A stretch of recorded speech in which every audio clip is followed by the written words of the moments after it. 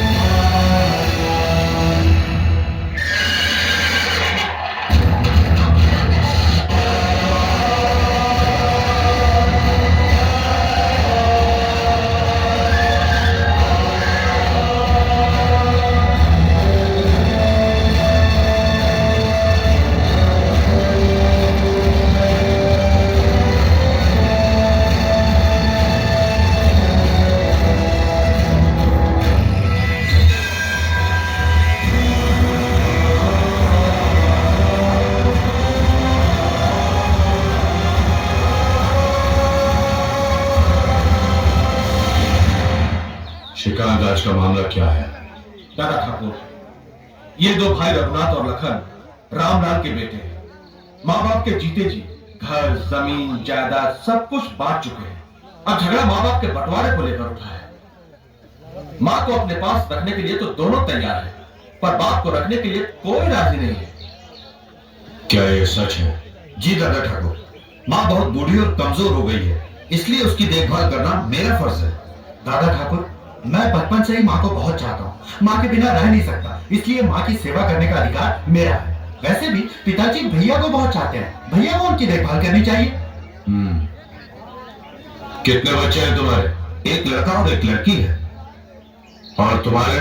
मेरा एक ही बेटा है दादा ठाकुर। अच्छा, तुम दोनों में से जो भी अपनी माँ को अपने पास रखना चाहता है, उसे अपने पिता के पास अपने बेटे को भेजना होगा, क्योंकि बुढ़ापे में उनकी सेवा करने वाला कोई तो चाहिए ना। ये कैसे हो सकता है? 10 साल से जिस बेटे को प्यार से अपने सीने से लगाकर रखा है, उसे अपने से अलग कैसे कर दे? मेरे बेटे के भाग नहीं फूटे हैं जो ससुर जी की सेवा करने का दुख झेले। चाहे तो देवर जी सासू जी को अपने पास रखें, तो क्या मेरे बेटे के भाग फूटे हैं? सासू जी को भले जेठ जी ले जाए। मैं अपने बेटे को नहीं भेजूंगा। मैं भी मेरे बेटे को नहीं भेजूंगा। तुम माँ को अपने पास रख लो। नहीं, तुम रखो, तुम रखो, तुम अपने पास रखो, अपने पास रखो। खामोश!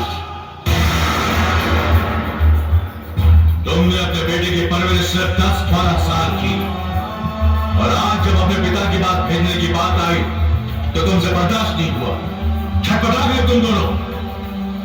और जिन माँ बाप ने 40 साल तक दिन रात अपने सीने से लगाकर फूलों की तरह तुम्हें पाला, पढ़ाया लिखाया, शादी की, अपनी जमीन जायदाद रुपया पैसा सब कुछ तुम्हारे हवाले कर दिया, उम्र के आखिरी इस दौर में उन्हीं माँ बाप को जुदा करने की सही हरकत कर रहे तुम दोनों। अरे कोर्ट में अपना लहू पिला पिला कर जिसने तुम्हारी रचना की, तुम्हें जीवन देने के लिए मार मार कर कई बार जो जी है बेचारी, वो है तुम्हारी माँ। अपना खून जला जला कर तुम्हें रोटी खिलाने वाला, अपनी खुदाई पर चोट खा कर तुम्हें खुशी देने वाला इंसान तुम्हारा बाप। और इन्हीं माँ बाप की जिंदगी भर की दौलत है तुम दोनों भाई। मुझे मालूम है तुम दोनों अपनी माँ को अपने पास क्यों रखना चाहते हो, ताकि वो तुम्हारे घर में खाना बनाए, तुम्हारे कपड़े धोए, तुम्हारे बच्चों की देखभाल करे, और तुम्हारी बीवियां पलंग पर लेटे लेटे हुक्म चलाए। तुम्हें मां नहीं चाहिए, तुम्हें मुफ्त में काम करने वाली नौकरानी चाहिए, नौकरानी। बाप इस बुढ़ापे में कमा नहीं सकता, तुम्हारे खेतों में हल चला नहीं सकता, बोझ लगने लगा है तुम्हें, इसलिए अब तुम्हें बाप की जरूरत नहीं। और जिस दिन तुम्हारी मां से भी घर का काम नहीं हो सकेगा, तुम उसे भी कचरे की तरह घर से बाहर फेंक दोगे। अरे नालायकों, माँ बाप को अपनी पलकों पर बिठाकर उनकी सेवा करना तो हमारा परम धर्म है। मैं ये नहीं कहता कि मंदिर बनाकर अपने माँ बाप की पूजा करो, मगर किसी मंदिर के सामने अपने माँ बाप को भीख मांगने पर मजबूर तो मत करो। बुढ़ापे में पति पत्नी का रिश्ता दिए और बाती जैसा होता है, बाती को अलग कर दो तो दिया बुझ जाता। वैसे ही इस उम्र में इन्हें अलग कर दिया तो ये मर जाए।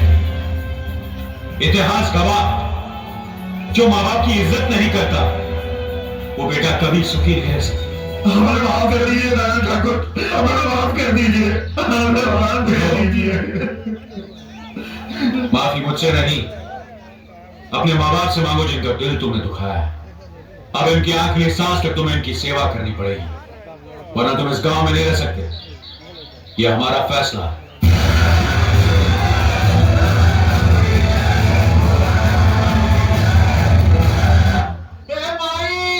खाने के लिए कुछ दे, 2 दिन से भूखा हूँ, पेट भरने का एक दाना नहीं है। ये ना माई ना, मैं तेरे घर की भीख नहीं लूंगा। तेरे परिवार को बिरादरी से अलग किया हुआ है। अगर मैं तेरी भीख लूंगा तो इस गांव में मुझे कोई भीख नहीं देगा। क्षमा करना।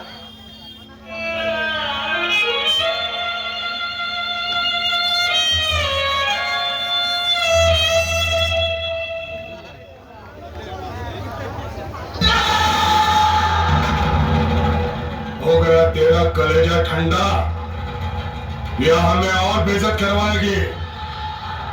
18 साल से ये कस्बा बिरादरी मुझ पे थूक रहा था, आज एक भीख मंगा भी थूक के चला गया। 18 साल से अपमान सहने के बाद भी तुम अक्ल नहीं आई है। बाजी को ताने दे रहे हो?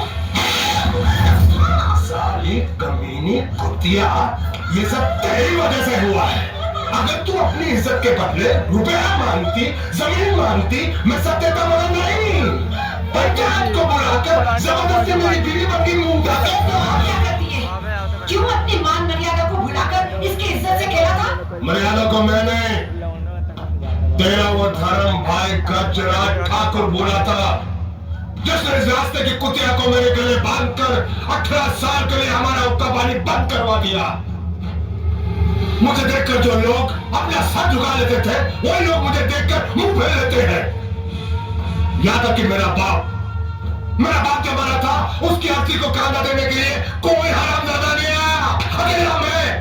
अकेला मैं उसकी लाश को उठा के शमशान घाट गया। इस 2 टके की औरत की इज्जत लूटने की सजा इतनी बड़ी होती है। चुप कर नालायक, तू किसी औरत और उसकी इज्जत की कीमत क्या जाने? अरे सैकड़ों ठाकुरों की आन नीलाम करके भी एक औरत की इज्जत की कीमत पूरी नहीं होती। तुझे तो बहुत छोटी सजा मिली है।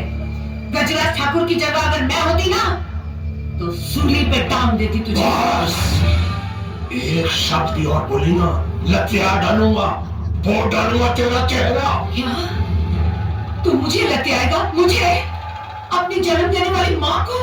तुझे माँ का दर्जा मैंने दिया है। अगर मैं पैदा नहीं होता तो तू माँ नहीं बनती, बांझ कहलाती, बांझ। तू जैसी औलाद से तो मैं बांझ ही रहती।